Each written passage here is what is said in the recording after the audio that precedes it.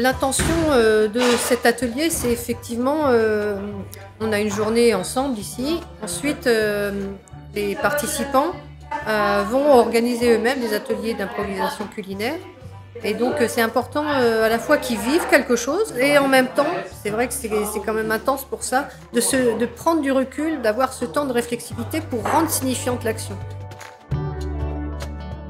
La conserve passe à table, c'est une action expérimentale à la base. On arrive dans un territoire, on rencontre les différentes parties prenantes et on discute avec les parties prenantes en disant « mais nous, on a envie de faire une action avec vous autour de l'alimentation, qu'est-ce qu'on pourrait faire ?»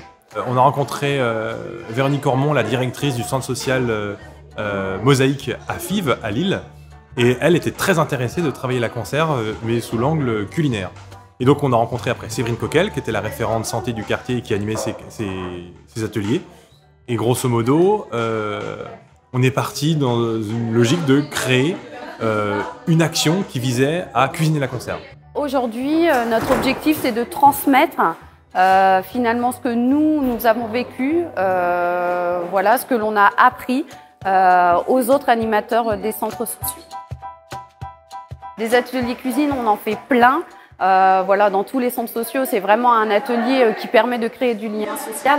Et là, c'est vraiment de trouver une autre formule, de se questionner aussi sur notre pratique. Ça permet vraiment de redynamiser finalement nos ateliers cuisine sous une autre forme, de revoir notre manière de fonctionner. Et en discutant avec les différentes parties prenantes, on se dit mais ce serait bien aussi peut-être d'avoir un chef. Ça serait bien aussi de laisser libre cours complet aux participants. Et donc là, l'idée, c'était véritablement de se dire, bon, on va permettre aux gens de tendre vers une alimentation sereine et apaisée. Et finalement, autour de la conserve, c'est se dire, la conserve est un ingrédient parmi d'autres. Et donc, qu'est-ce qu'on peut faire? Et finalement, c'est aussi un produit qui est quand même fort consommé, peu déclaré, être consommé. Et c'est aussi le réhabiliter, parce que le processus de la conserve, je le trouve passionnant. Aujourd'hui, j'interviens où il y a 18 élèves. 18 élèves qui débordent d'imagination. Le cuisinier et ses aides sont là pour proposer surtout un conseil technique de dernier moment.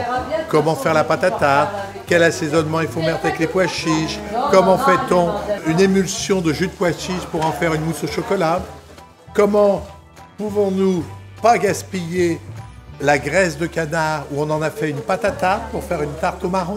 Le but, c'est de dire, nous avons des produits en conserve, nous allons les ouvrir, nous allons cuisiner, mais ne gaspillons pas. Soyons plus proches de la nature. La nature nous a donné des fruits et de la marchandise que nous avons mis en conserve. Quand nous l'ouvrons, nous devons l'utiliser au maximum.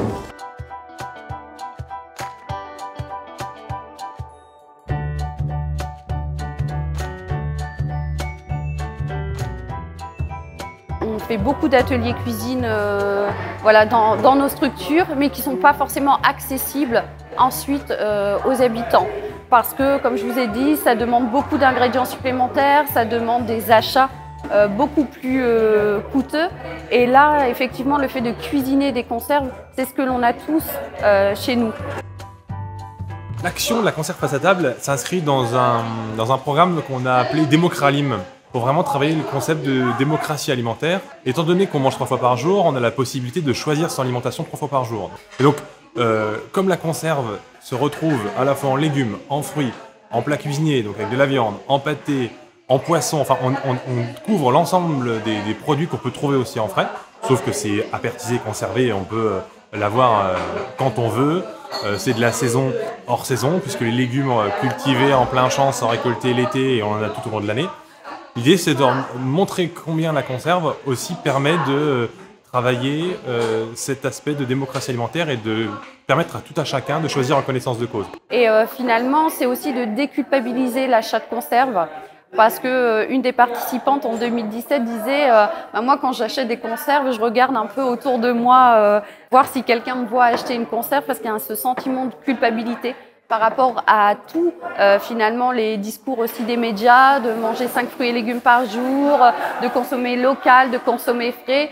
Il y a une certaine culpabilité. Et puis il y a aussi, il ne faut pas l'oublier, l'aspect financier qui est très important pour le public que l'on accueille. c'est vraiment une aventure humaine, au-delà d'une action qui pourrait tourner autour de la cuisine. Il y a beaucoup de bonheur qui se dégage, beaucoup de joie. Le fait que les gens aient totale liberté d'inventer dans un cadre un peu précis pour pouvoir improviser, je pense que ça plaît beaucoup. Et ça permet de reprendre possession vraiment de ce qui se passe dans son assiette. En disant, je vais prendre de la conserve, je vais prendre du frais. Avec un chef, je vais la cuisiner. Ça permet de complètement déculpabiliser.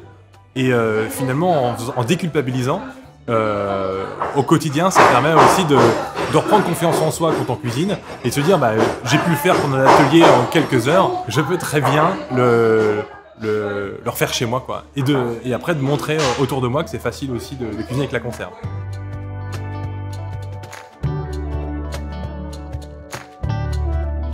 Au-delà d'apprendre effectivement qu'une conserve, c'est pas simplement l'ouvrir, la rincer et ajouter une noisette de beurre et du sel et du poivre, et on peut en faire des repas équilibrés, on peut en faire des entrées, des plats, des desserts. Et du coup, ça me permet de montrer aux personnes qui bénéficient de colis alimentaires, qui s'alimentent auprès des banques alimentaires, que la conserve, ça peut être un repas agréable à partager et bon. Et puis, ça a apporté aussi beaucoup de convivialité au sein du groupe, beaucoup de partage et de créativité. Et de se dire, tiens, voilà une montagne de conserve et qu'est-ce que l'on peut faire avec? Ça a permis aussi justement cet esprit créatif. Parce que lorsqu'on regarde une recette, on n'a pas forcément tous les ingrédients qui sont sur les recettes. Et là, on apprend à faire avec ce que l'on a.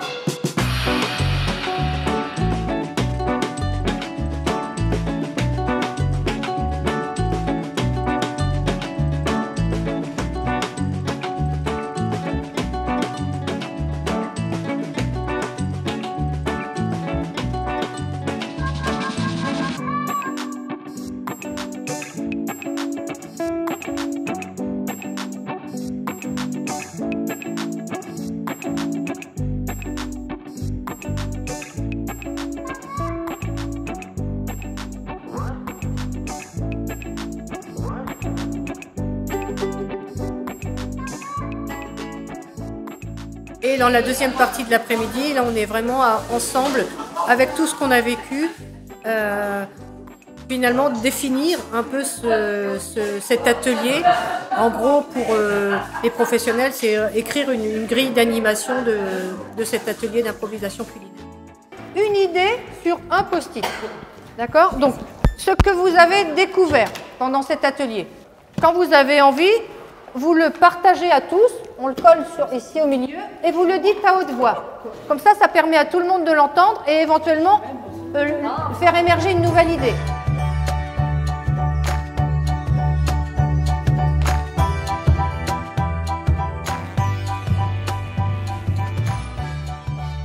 Constitution d'un repas entier à base de conserve, avec petit budget et facile à réaliser, faire bien avec pas grand chose. Les contraintes poussent les groupes à l'initiative et à la créativité. Aboutir à un partage d'idées via un atelier convivial avec des personnes ayant des expériences et connaissances différentes. Entraide parmi le groupe pour développer les connaissances de chacun et faciliter le fait maison pour le mieux manger.